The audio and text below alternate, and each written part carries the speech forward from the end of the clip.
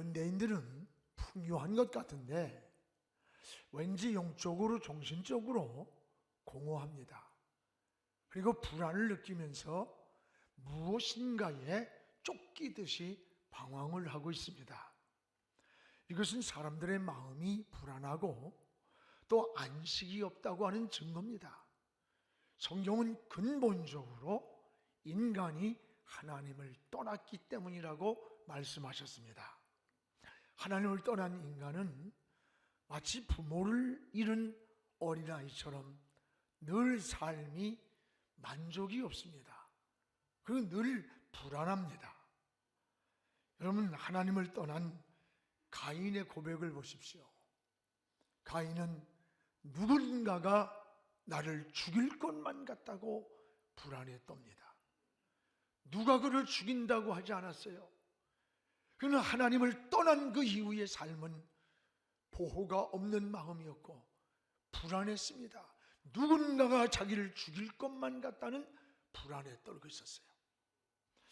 그러다 보니까 현대인들이 이 중독에 아주 많이 잘 빠지고 있다는 거예요. 현대사회의 심각한 5대 중독이 도박 중독, 또 알코올 중독, 마약 중독, 게임 중독, 성 중독입니다. 이런 중독에 빠진 사람들이 무려 900만 명이 넘는다고 합니다. 여러분, 혹시 나는 어떤 것에 중독되어 있지 않는가?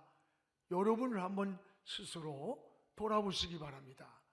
특히 자녀나 부모나 우리 자신도 모르게 이 스마트폰에 거의가 중독되어 있다고 합니다. 저도 공감이 돼요. 그래서 사람이 혼자의 공간에 갇혀서 가족 간에 대화가 단절되어 있어요. 또 관계가 뒤틀리는 겁니다. 무서운 거예요. 이 중독에 빠지면 자신도 제어하는 못하는 이 브레이크 장치가 작동하지 않은 것과 같은 겁니다. 왜 이런 중독에 우리가 잘 빠지느냐? 사람이 만족이 없을 때 결핍을 채우기 위해서 쉽게 빠져드는 게 중독이라는 거예요. 그렇습니다. 여러분, 하나님이 계셔야 할 자리에 하나님이 계시지 않고 또 안식이 그러다 보니까 없고 평안이 없고 만족이 없습니다. 그러다 보니까 어떻게 돼요? 우리도 모르게 자꾸 세상적으로 채우려고 하다 보니 오히려 육신의 문제가 생깁니다. 가정의 문제가 생기고 또 인생의 문제가 생기고 영적인 문제가 끊임없이 우리의 삶의 현장에서 생기는 거예요. 그러다 보니까 사람들은 무엇인가에 붙잡혀서 무엇인가를 의존해서 안식을 얻어보려고 방황을 하는 겁니다. 오늘 본문의 말씀이 여러 종류의 모습의 사람들이 나옵니다. 여러분, 귀신 들린 여자의 모습이 나오고 또 하나는 귀신 들린 그 여자를 통해서 돈벌이하는 주인의 모습이 나옵니다. 또 하나는 직책에만 붙잡혀서 생명의 존엄성을 버리고 자살을 시도하려고 하는 간수의 모습이 나와요. 요즘 여러분, 세 사람이 자살인지 타살인지 모르나 대장동 사건과 관련돼서 의문의 죽음으로 인해서 온 국민들이 뭔가 풀리지 않는 의문을 가지고 있어요. 직책에 붙잡혀서 자기의 사명을 다하지 못했다고 하는 불안감 때문에 자살하려고 하는 이런 사람의 모습이 나오고, 그런가 하면 여기에 보면은 억울한 누명을 쓰고 감옥에 갇히고, 그리고 그 속에서도 오히려 기도하고 찬송하는 예수께 붙잡힌 바울과 실라의 모습이 나옵니다. 오늘 여러분, 이 말씀 속에서 여러 종류의 사람들이 무엇인가에 붙잡혀 있는, 무엇인가 붙잡혀 살아가는 그 삶의 모습을 우리에게 보여주는 겁니다. 무엇보다도 하나는 귀신에게 붙잡힌 여자의 모습이 나옵니다. 오늘 인생의 가치를 상실했습니다. 오늘 16절을 우리 같이 보겠습니다. 우리가 기도하는 곳에 가다가 점치는 귀신 들린 여종 하나를 만나니 저모로 그 주인들에게 큰 이익을 주는 자라. 귀신에게 붙잡힌 여인, 이 귀신에게 붙잡힌 여자는 과거를 알아맞힙니다. 그리고 미래의 운명을 점을 치고 있었습니다. 이를 통해서 돈벌이를 하고 있었어요, 주인은. 그러나 귀신이 여자 속에 들어가서 속이고 있다는 것을 알아야 돼요. 귀신에게 여러분 속지 않기를 바랍니다. 여러분의 미래는 여러분 자신도 몰라요. 우리의 미래는 하나님만 아시는 하나님의 시간입니다. 그래서 우리 그리스도인들은 장난으로라도 토종 비결을 보고 운명 초락원을 찾아가고 점치는 일을 절대로 해서는 안 돼요. 이것은 귀신에게 속는 일이에요. 저는 오히려 결혼할 때에 사주를 갖다가 그걸 달래요.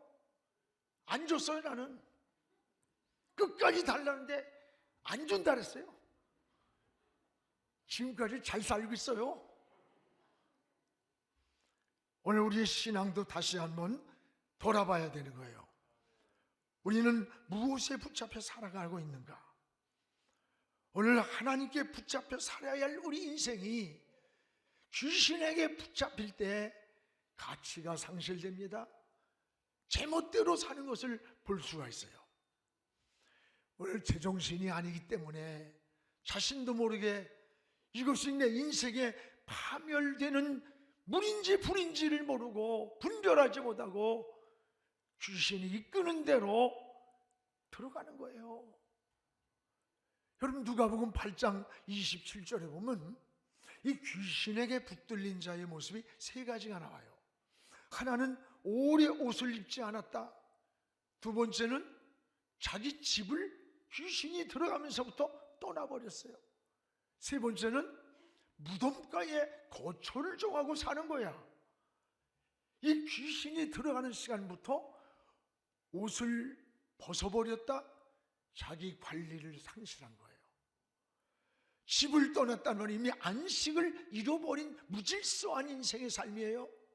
무덤가가 어떻게 인간이 살아? 생명이 없고 부패하고 썩은 송장이 있는 그 곁에다가 거처를 정하고 산다는 말, 이것은 귀신의 속성을 말하는 거예요.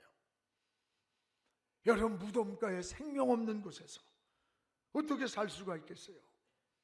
요즘 저는 이 세상 돌아가는 게 나는 꼭 귀신에게 붙잡힌 자의 모습처럼 제정신이 아닌 것 같아요. 제정신. 이 제정신을 차리고 목적이 분명한 삶을 우리가 살아야 됩니다. 오늘 18절에 이 귀신에게 붙잡힌 자가 그러면 어떻게 제정신을 회복했나? 우리 18절을 한번 같이 읽어보겠습니다. 이같이 여러 날을 하는지라 바울이 심히 괴로워하여 돌이켜 그 귀신에게 이르되 예수 그리스도의 이름으로 내가 내게 명하노니 그에게서 나오라. 귀신이 즉시 나오니라. 예수 그리스도의 이름으로 너한테 명한다. 귀신 들린 자에게 나오라 하니까 귀신이 즉시 이 여자로부터 나왔다 그랬어요. 이 여자를, 귀신 들린 자를 어떻게 제정신이 회복되었어요? 예수 그리스도의 이름입니다. 바울과 실라가 예수 그리스도의 이름으로 나가라 명할 때 이 귀신이 즉시 나갔다는 거예요.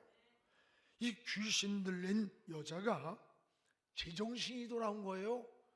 인간의 가치를 회복한 겁니다. 누가 이 여인의 귀신을 쫓아내고 누가 이 여인의 제정신을 회복했습니까? 여러분 예수 그리스도의 이름입니다. 예수 그리스도의 이름의 능력이에요. 예수 그리스도의 이름 속에 권세가 있습니다. 예수의 이름이 구원의 길이요 인생의 해답입니다. 예수의 이름이 참 평안이요 소망이요 꿈이 되는 겁니다. 사랑하는 여러분, 귀신은 예수의 이름만 무서워하는 거예요. 저도 무서워하지 않고 여러분도 무서워하지 않아. 여러분 속에 계시는 예수 그리스도, 그분을 무서워하는 거예요. 그렇다면 우리는 무엇에 붙잡혀서 인생을 살아가고 있는 겁니까? 오늘 우리는 예수께 붙잡힌 삶이 되기를 기도해야 됩니다. 예수께 붙잡히면 삽니다. 제정신이 돌아옵니다. 예수님이 계시면 회복이 되는 겁니다. 사랑하는 여러분, 예수의 이름으로 귀신 들린 자가 오늘 제정신으로 회복되었듯이 오늘 예수님께 붙잡힌 자가 되기를 주님의 이름으로 축복을 합니다. 또 하나는 이 돈에 붙잡혀 수전노가 된 주인이 나옵니다. 오늘 19절입니다. 우리 같이 읽겠습니다. 여종의 주인들은 자기 수익의 소망이 끊어진 것을 보고 바울과 실라를 붙잡아 장터로 관리들에게 끌어갔다. 오늘 여기에 돈의 노예가 되어 생명의 가치를 잃어버린 주인의 모습이에요. 여러분, 내가 데리고 있던 종이 귀신이 떠나가서 제정신이 들었다면 이 얼마나 기뻐해요. 축하해야 할 일 아닙니까? 그런데 주인은 그를 통해서 점을 치고 미래를, 거짓 운명을 말해주던 이 사람의 귀신이 떠나가 제정신이 들어 돈벌이가 안 되니까 오히려 분노하면서 이 귀신을 쫓아줬던 바울과 실라를 모함하는 겁니다. 그래서 감옥에다 가두는 이 모습을 우리에게 보여줍니다. 여기서 우린 무엇을 봅니까? 오늘날 이 사회에 만연된 물질 만능주의, 돈이면 다 된다, 돈이면 다 해결할 수 있다고 하는 이 모습을 보여주는 거예요. 고등학생들에게 설문을 조사했습니다. 너 10억을 준다면 너 감옥에 갈 수 있느냐? 돈 10억만 주면 자기는 감옥에 갈 수 있다는 거야. 그게 51.%랍니다. 51%. 여러분, 고등학생이 적어도 꿈을 가지고 내일의 비전과 설계를 하면서 걸어가야 할 이 청소년들의 가슴에도 나는 돈만 주면 감옥에도 들어갈 수 있다, 이 가치관이 얼마나 무서운 줄 알아요? 내가 돈을 갖는 거라면 사람도 죽일 수 있다는 거야. 어떤 수단 방법도 다 가질 수 있다는 거예요. 이 청소년들이 가치관이 병들어 있는 거예요. 이게 물질 만능주의라는 모습을 보여주는 겁니다. 여러분, 물질 자체는 악한 것이나 선한 것이 아닙니다. 그 물질을 내가 어떻게 소유를 했고 어떻게 사용하느냐에 따라서 그게 악이 될 수도 있고 선이 되기도 하는 거예요. 물질의 노예가 되면 그때부터 양심과 인격을 제어하는 제어 장치가 작동을 하지 않는 거예요. 브레이크 고장과 같은 겁니다. 그래서 솔로몬의 기도를 통해서 우리 인간의 진정한 축복이라고 하는 개념이 뭔가를 잘 알려줘요. 잠언 30장 8절 9절에 우리 한번 같이 읽어봅시다. 하나님이여, 내게 가난하게도 마옵시고 부하게도 마옵시고 오직 필요한 양식으로 나를 먹이시옵소서. 혹 내가 배불러서 하나님 모른다, 여호와가 누구냐 할까 하오며, 혹 내가 가난하여 도둑질하고 내 하나님의 이름을 욕되다 할까 두려워함이라. 솔로몬의 정직한 기도, 얼마나 솔직한 진실한 기도인가 보세요. 하나님, 나에게 부하게 하지 마소서. 그 부한 것 때문에 하나님을 버릴까 두렵습니다. 나를 너무 가난하게 마세요. 내가 가난해서 남의 것을 탐내며 도둑질할까 두렵습니다. 오늘 여러분, 이게 뭐예요? 내 인격, 내 신앙, 내 믿음의 그릇만큼 소유한 것이 축복이라는 사실이에요. 여러분에게 억만금이 주어져도 내 신앙과 믿음의 저울추가 기울지 않을 때, 균형을 잡을 때 그게 축복이에요. 어떤 사람들은 차라리 돈이나 없었으면 신앙이 저렇게 망가지진 않았을 텐데. 저도 그런 걸 많이 봐요. 차라리 저 사람이 높은 지위만 아니었더라면 인생이 저렇게 허무하고 추하게 무너지지는 않았을 텐데. 그가 가지고 있는 지식이, 조건이, 명예가, 지위가 오히려 인생을 망가뜨리고 불행으로 빠뜨리는 걸 우리 주변에 얼마나 많이 봅니까? 오늘 우리는 적어도 자기 나름대로의 물질 관계의 철학이 있어야 돼요. 전에도 이야기했습니다만 저는 늘 물질 관계를 배와 물로 늘 생각을 해봐요. 여러분, 배는 물이 있어야 움직입니다. 그러나 배 안에 물이 들어가면 그 배는 침몰되는 거예요. 우리가 세상을 살아가는 동안에 물질은 절대로 필요합니다. 물질의 많은 소유를 축복받으시기를 축원합니다. 소유가 많은 것은 잘못이 아니에요.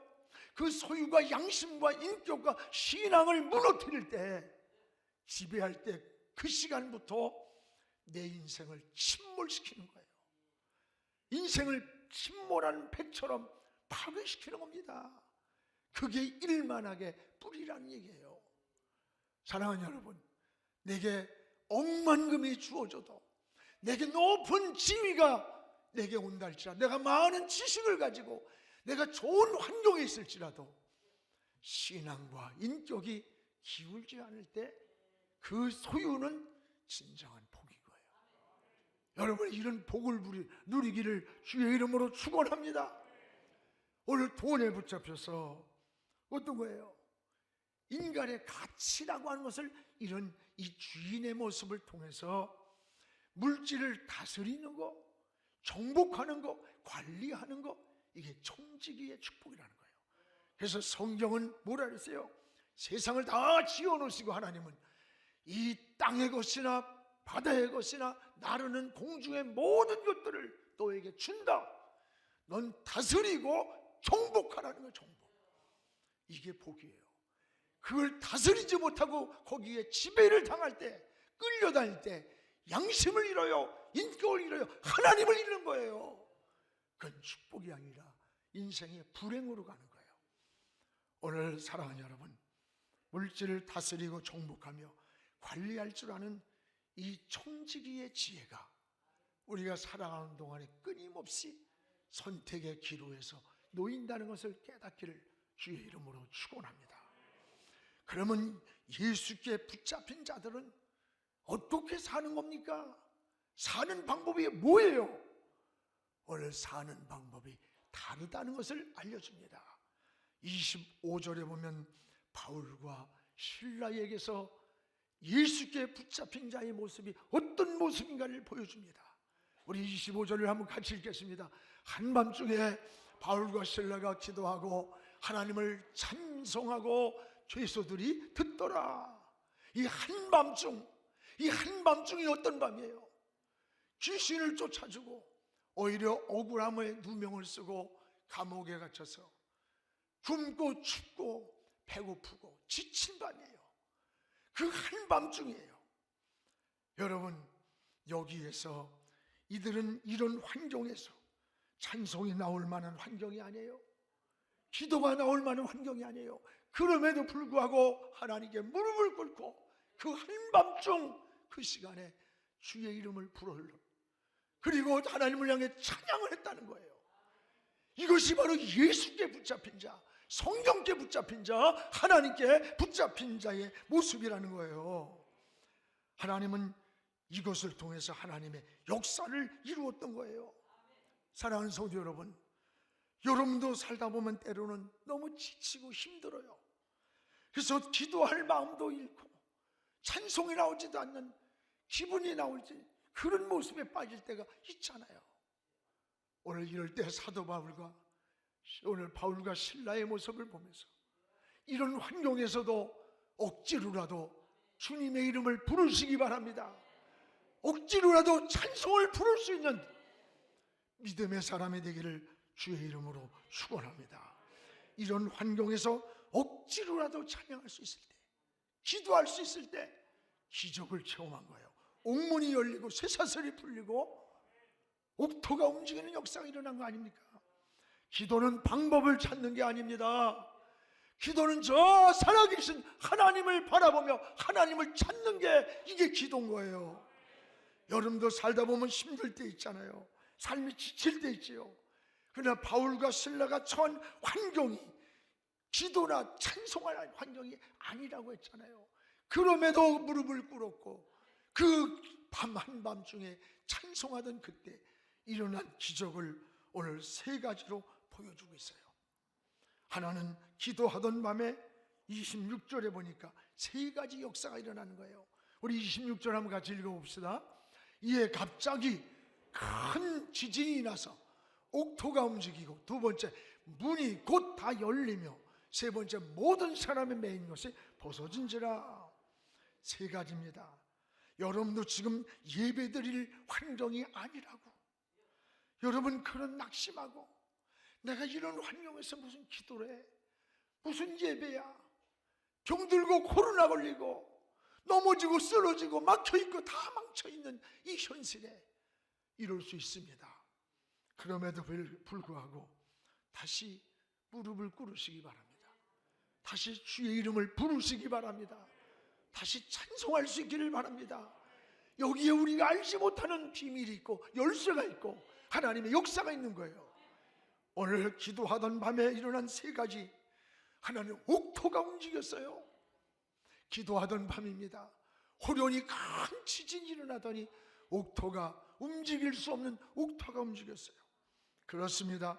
하나님이 움직이시면 움직이는 거예요. 여러분이 움직일 수 없는 환경일지라도 하나님이 움직여지면 움직여지는 거예요. 또 하나는 뭡니까? 옥문이 다 열렸어요. 로마에 가보면 바울이 갇혔던 감옥이 있습니다. 그건 밖에서 빗장을 쳐서 안에서는 죄수가 열 수가 없어요. 그런데 기도하던 밤, 찬송하던 그 밤에 이 옥문을 잠근 문이 열리는 거예요. 문이. 사람이 열 수 없는 이 문을 하나님이 열어주셨어요. 그렇습니다. 주님이 열어주시면 됩니다. 여러분 인생에 가는 길도 주님이 열어주신대요. 직장도 열어주고 사업도 열어주시고 자녀의 진로도 우리 하나님이 열어주시면 되는 거예요. 이게 우리 그리스도인의 삶인 겁니다. 또 하나는 묶인 사슬이 풀렸어요. 기도하고 찬송하던 그 밤에. 인생을 살다 보면 장애물이 많아. 가정에도 사업에도 인생 어려움, 질병, 생업 묶일 때 많아. 이런 장애물에 벗어날 수 있는 열쇠가 뭐냐? 기도와 찬송이었어요. 여러분도 문제를 만날 때 하나님께 해답을 물으십시오. 그리고 답을 얻는 인생의 삶이 되기를 주의 이름으로 축원합니다. 우리에게 중요한 것은 좋은 때가 아니라는 거예요. 어렵고 힘들고 지치고 기도할 환경도 찬송이 나올 만한 기분 좋은 자리도 아님에도 불구하고 그 한밤중에 다시 엎드려 기도할 때 하나님의 역사가 일어났다는 거예요. 그렇습니다. 사랑하는 여러분, 이 일을 통해서 어떤 역사가 일어났어요? 옥문이 다 열렸어요. 이 간수가 이걸 보고 놀랐어요. 이야, 죄수를 지키지 못했기 때문에 자기 직책에 책임을 묻고 자기가 감옥을 가든 죽을지 모른다는 불안감 때문에 자살을 하려고 하는 거예요. 자살. 자기 스스로 목숨을 끊으려는 순간에 바울과 실라가 뭐라 그래요? 죽지 마라! 우리 도망가지 않았다. 옥문이 열렸는데도 도망가지 않았어요. 그때 그 모습을 보던 간수가 무릎을 꿇고 아마도 고맙기도 하고 이 엄청난 역사가 도대체 어떤 것일까? 그러면서 뭐라 그래요? 당신들의 구원을 나도 어떻게 받을 수 있습니까? 그때 여러분 유명한 사도행전 16장 31절 같이 읽읍시다. 주 예수를 믿으라. 그리하면 너와 내 집이 구원을 얻으리라. 이 복음을 전해준 거예요. 그래서 간수를 구원하시고 이번 선교에 준비해 놓고 계시는 이 하나님의 놀라운 섭리를 우리는 깨닫게 되는 거예요. 여러분, 내가 힘들고 어렵고 길이 막히고 억울하고 지칠 때에 있을 거예요. 혼자 울 때도 있을 거예요. 그럴지라도 여러분 하나님 편에 서세요. 하나님을 끝까지 바라보세요. 무릎을 꿇을 수 있다면 하나님의 역사는 반드시 일어나는 겁니다. 숨은 하나님의 섭리의 손길이 나타날 줄로 믿습니다. 사랑하는 성도 여러분, 우리 속에 있는 결핍, 이 결핍은 예수 그리스도를 통해서만 채워질 수 있는 겁니다. 무슨 중독에 빠져 있든지 하나님 만나면 벗어납니다. 여러분, 무서운 악습관에 빠져 있는 분이 있어요? 염려하지 마세요. 주께 붙잡히면 살아요. 주님께 붙잡힐 때 모든 문제가 해결되는 겁니다. 사랑하는 여러분이요, 세상에 붙잡혀 허우적거리며 방황하지 말고 오늘 예수 그리스도에 붙잡힌 인생이 되어서 여러분의 삶이 승리하고 일어나고 또 새롭게 소망을 가지고 달려가는 새해가 되기를 주의 이름으로 축원합니다.